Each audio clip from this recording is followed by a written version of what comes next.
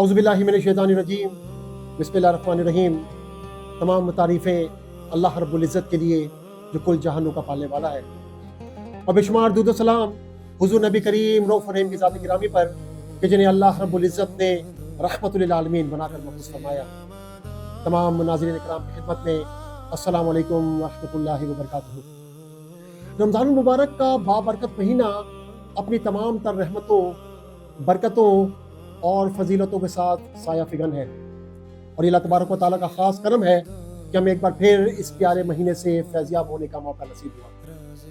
इस रमज़ान हम अपने चैनल पर आपके लिए खुसूसी सिलसिला राज़े रमज़ान लेकर हाजिर हुए हैं। इस प्रोग्राम में हम आपको ले चलेंगे उन इबादत के तारीख़ी पस मंज़र की तरफ जो रमज़ानुल मुबारक में अदा की जाती है, और साथ ही इस्लामी तारीख़ के उन अहम लम्हात पर भी गुफ्तगू करेंगे जिनका ताल्लुक़ खुसूसन रमज़ान से है। ये महज कहानियाँ नहीं बल्कि हिदायत, सबक और तब्दीली का पैगाम है। राज़े रमज़ान की हर किस्त सिर्फ मालूमात नहीं देगी बल्कि आपको बेहतर इंसान बनने की दावत भी देगी। हर प्रोग्राम में हमारे साथ एक मारूफ सनाख्वाह भी शरीक होंगे जो हम्द व नात के ज़रिए हमारे कुलूब को नूर ईमान से मुनव्वर करेंगे। आज इस पहले प्रोग्राम में हमारे साथ मौजूद हैं वतन अजीज़ पाकिस्तान और आलम इस्लाम के मुमताज़ व मारूफ सनाख्वाह जनाब फैसल हसन नक्शबंदी। आज इस पहले प्रोग्राम के आगाज़ में आप हमें कौन सा खूबसूरत कलाम पेश कर रहे हैं? कर रहा हूँ इल्तिजाए मुल्तज़म के सामने, कर रहा हूँ इल्तिजाए मुल्तज़म के सामने, कर रहा हूँ इल्तिजाए मुल्तज़म के सामने, रद्द नहीं होती दुआएं, रद्द नहीं होती दुआएं मुल्तज़म के सामने, वल्लाह रद्द नहीं होती दुआएं मुल्तज़म के सामने। हाज़िरे दरबार हैं हम, हाज़िरे दरबार हैं, हाज़िरे दरबार हैं हम, हाज़िरे दरबार हैं। आ रही है ये सदाएं मुल्तज़म के सामने, वल्लाह आ रही है ये सदाएं मुल्तज़म के सामने। नूर खल्लाक़ दो आलम है नुमाया हर तरफ, नूर खल्लाक़ दो आलम है नुमाया हर तरफ। क्या मिला है क्या बताएं मुल्तज़म के सामने, क्या मिला है क्या बताएं मुल्तज़म के सामने। हमदे रब नाते मोहम्मद मुस्तफ़ा फैसल हसन, हमदे रब नाते मोहम्मद मुस्तफ़ा फैसल हसन, हर बरस आकर सुनाए, बार बार आकर सुनाए ملتزم کے سامنے سبحان اللہ ماشاء اللہ۔ ناظرین کرام، رمضان مبارک کی اس بابرکت سیریز کی پہلی ویڈیو میں آج ہم روزے کے حوالے سے چند نہایت اہم اور بنیادی سوالات پر گفتگو کریں گے۔ کیا روزہ صرف مسلمانوں پر فرض کیا گیا، یا یہ عبادت ہم سے پہلے بھی امتوں پر فرض رہی ہے؟ روزے کی تاریخ کیا ہے، اور مختلف انبیاء اور ان کی امتوں میں روزے کی کیا حیثیت رہی ہے؟ آج کا یہ موضوع ہمیں یہ سمجھائے گا کہ روزہ کوئی نئی عبادت نہیں، بلکہ یہ ایک آفاقی عبادت ہے جو تقریباً ہر آسمانی دین میں ہر نبی کے ساتھ کسی نہ کسی شکل میں موجود رہی ہے۔ آئیے سب سے پہلے ہم قرآن مجید کی طرف آتے ہیں۔ اللہ تبارک و تعالیٰ سورہ بقرہ میں ارشاد فرماتا ہے، یا ایھا الذین آمنوا کتب علیکم الصیام کما کتب علی الذین من قبلکم لعلکم تتقون۔ اے ایمان والو، تم پر روزے فرض کیے گئے جیسے تم سے پہلے لوگوں پر فرض کیے گئے تھے تاکہ تم پرہیزگار بن جاؤ۔ یہ آیت ہمیں صاف صاف بتاتی ہے کہ روزہ صرف امت محمدیہ صلی اللہ علیہ وسلم کے ساتھ مخصوص نہیں، بلکہ پچھلی امتوں پر بھی فرض رہا ہے۔ اب سوال یہ ہے کہ وہ کون سی امتیں تھیں اور ان میں روزہ کس شکل میں تھا؟ ناظرین، انسانیت کی ابتدا حضرت آدم علیہ السلام سے ہوتی ہے، اور روایت کے مطابق حضرت آدم علیہ السلام ہر مہینے کی 13، 14 اور 15 تاریخ کو روزہ رکھتے تھے، جسے آج ہم ایام بیس کے نام سے جانتے ہیں۔ یہ روزے شکر، توبہ اور اللہ سے قربت کے لیے رکھے جاتے تھے۔ ان روایت سے ہمیں یہ بات پتہ چلتی ہے کہ انسان کی تخلیق کے آغاز سے ہی نفس کو قابو میں رکھنے اور روح کو پاک کرنے کے لیے روزہ موجود تھا۔ پھر اگر بات کریں دیگر انبیاء کی تو پتہ چلتا ہے کہ حضرت نوح علیہ السلام نے طوفان کے بعد شکرانے کے طور پر روزے رکھے، اور بعض روایت کے مطابق سال کے مخصوص دنوں میں روزہ رکھا جاتا تھا۔ اسی طرح حضرت ابراہیم علیہ السلام مہمان نوازی کے ساتھ ساتھ نفس کی تربیت اور عبادت کے طور پر روزہ رکھا کرتے تھے۔ حضرت یعقوب علیہ السلام کی قوم یعنی بنی اسرائیل پر روزہ سخت قوانین کے ساتھ فرض تھا۔ اگر افطار کے بعد سو گئے تو اگلے دن مغرب تک کچھ کھانا پینا منع ہوتا تھا۔ یہ بنی اسرائیل پر ایک سخت آزمائش تھی، اور یہی وجہ ہے کہ اسلام نے روزوں کو رحمت اور آسانی کے ساتھ فرض کیا۔ آگے بڑھتے ہوئے حضرت موسیٰ علیہ السلام کا ذکر کریں تو قرآن ہمیں یہ بتاتا ہے کہ اللہ رب العزت نے حضرت موسیٰ علیہ السلام کو کوہ طور پر 40 دن اور 40 راتوں کے لیے بلایا۔ اگرچہ قرآن میں روزے کا ذکر صراحتاً نہیں آیا، مگر مفسرین بیان فرماتے ہیں کہ تورات ملنے سے پہلے حضرت موسیٰ علیہ السلام اس پورے عرصے مکمل عبادت اور روزے کے ذریعے مجاہدہ اور نفس کی پاکیزگی میں مشغول رہے۔ اور جب ذکر ہوتا ہے حضرت عیسیٰ علیہ السلام کا تو انجیل کے مطابق حضرت عیسیٰ علیہ السلام نے بھی 40 دن کے روزے رکھے، اور یہی وجہ ہے کہ عیسائی آج بھی ایسٹر سے پہلے لینٹ یعنی 40 دن کا روزہ رکھتے ہیں۔ اگرچہ اس کی اصل شکل بدل چکی ہے، لیکن حضرت عیسیٰ کی سنت کے مطابق عیسائی روزہ آج بھی رکھتے ہیں۔ اور یہ تاریخی حقیقت ہمیں یہ بتاتی ہے کہ روزہ وحی کے نزول اور اللہ سے مضبوط تعلق کرنے کا ذریعہ رہا ہے۔ اس کے بعد اگر بات کریں دیگر مذاہب کی تو یہودیت میں یہودی یوم کپور کے دن پورے 25 گھنٹے کا روزہ رکھتے ہیں، اور ان کا اس دن مکمل طور پر کھانے پینے سے پرہیز ہوتا ہے۔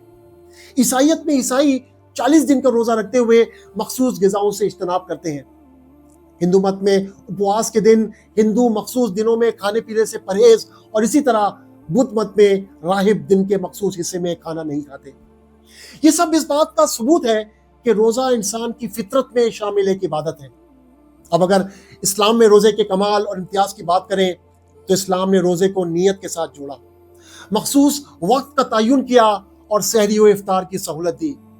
حدیث قدسی ہے، اللہ تبارک و تعالیٰ فرماتا ہے کہ ابن آدم کا ہر عمل اس کے لیے ہے سوائے روزے کے، بس یہ روزہ میرے لیے ہے اور میں ہی اس کا اجر دیتا ہوں۔ اسلامی روزے کی خصوصیت یہ ہے کہ اس میں صرف بھوکا رہنا مقصد نہیں، بلکہ یہ تقاضا کرتا ہے کہ بھوک اور پیاس کے ساتھ زبان کا بھی روزہ ہو، آنکھ کا روزہ ہو اور دل کا روزہ ہو۔ پھر اگر روزے کی مقصدیت کی بات کی جائے تو قرآن پاک نے روزے کا مقصد ایک لفظ میں بیان کر دیا، لعلکم تتقون، تاکہ تم تقوی حاصل کرو۔ اور تقوی اللہ کا وہ خوف ہے کہ جس کے باعث مسلمان رمضان میں روزے کے دوران وہ چیزیں بھی چھوڑ دیتا ہے جو غیر رمضان میں اس کے لیے حلال ہوتی ہیں، یہاں تک کہ اگر تنہائی میں بھی وہ ہو جہاں اسے کوئی نہیں دیکھ رہا، پھر بھی وہ کھانے پینے سے صرف اس لیے باز رہتا ہے کہ میرا رب تو مجھے دیکھ رہا ہے۔ اور اس تقوی کا نتیجہ یہ نکلتا ہے کہ گو کہ روزہ گزشتہ امتوں میں بھی رکھا گیا، لیکن حدیث پاک میں آتا ہے نبی پاک صلی اللہ علیہ وسلم نے ارشاد فرمایا کہ رمضان مبارک کے متعلق میری امت کو خاص طور پر 5 چیزیں دی گئیں جو پچھلی امتوں کو نہیں ملی۔ نمبر 1، روزے دار کے منہ کی بو جو بھوک کی وجہ سے پیدا ہوتی ہے اللہ تعالیٰ کے نزدیک مجھ سے زیادہ پسندیدہ ہے۔ نمبر 2، ان کے لیے دریا کی مچھلیاں تک دعائے مغفرت کرتی ہیں اور افطار کے وقت تک کرتی رہتی ہیں۔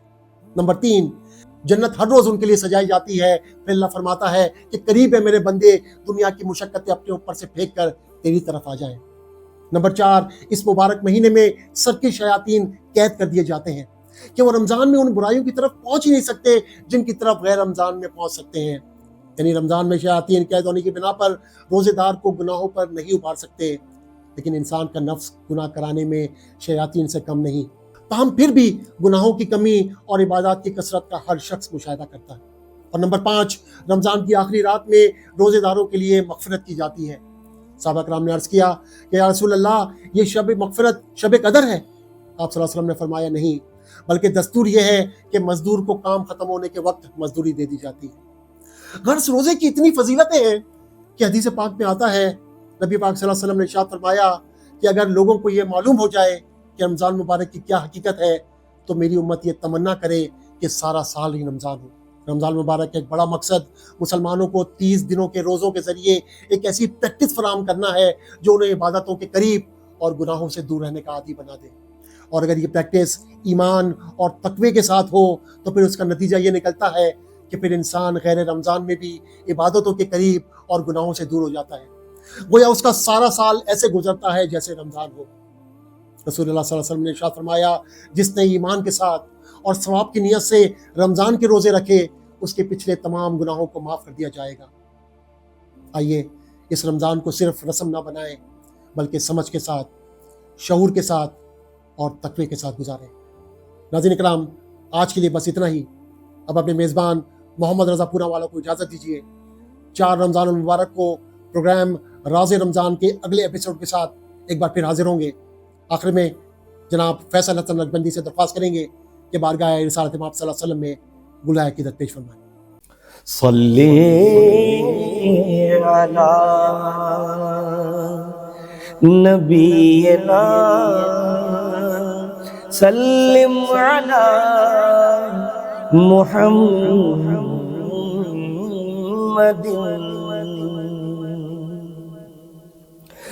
باوفا ان کا اگر ہو جائے گا، باوفا ان کا اگر ہو جائے گا، دو جہاں میں معتبر ہو جائے گا، دو جہاں میں معتبر ہو جائے گا۔ دور تو ان سے اگر ہو جائے گا،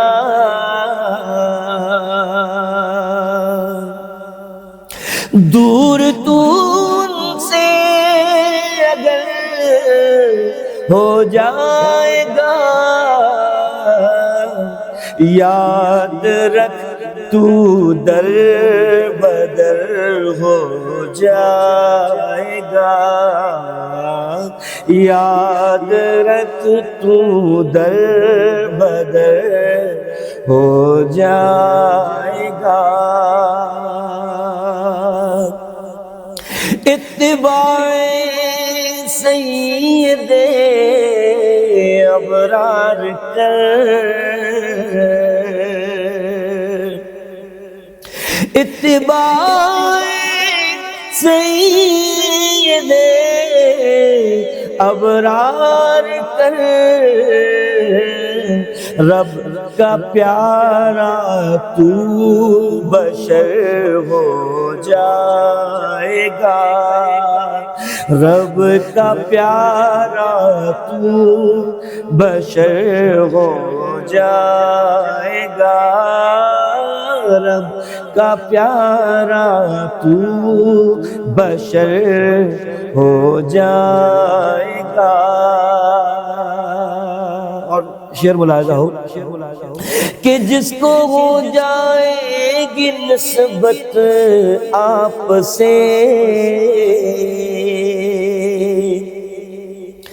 جس کو ہو جائے گی نسبت آپ سے،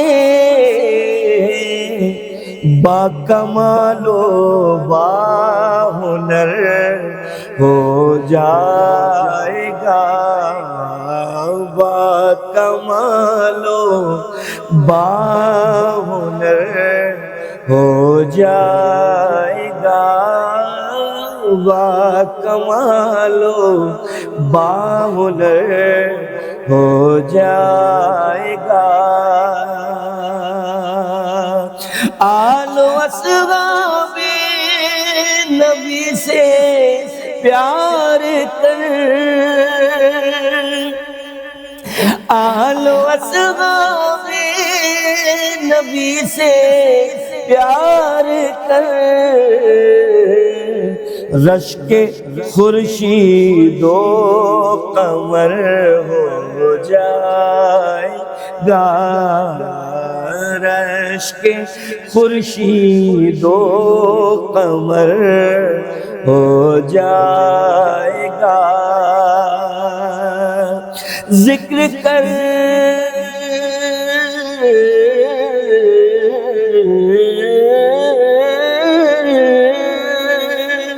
فیصل حسن صبح و مساء، ذکر کر فیصل حسن صبح و مساء. خاتمہ ایمان پر ہو جائے گا انشاءاللہ.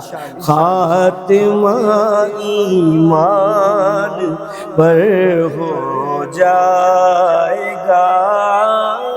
خاتمہ ایمان پر ہو جائے گا. پر با وفا ان کا اگر ہو جائے گا، دو جہاں میں معتبر ہو جائے گا.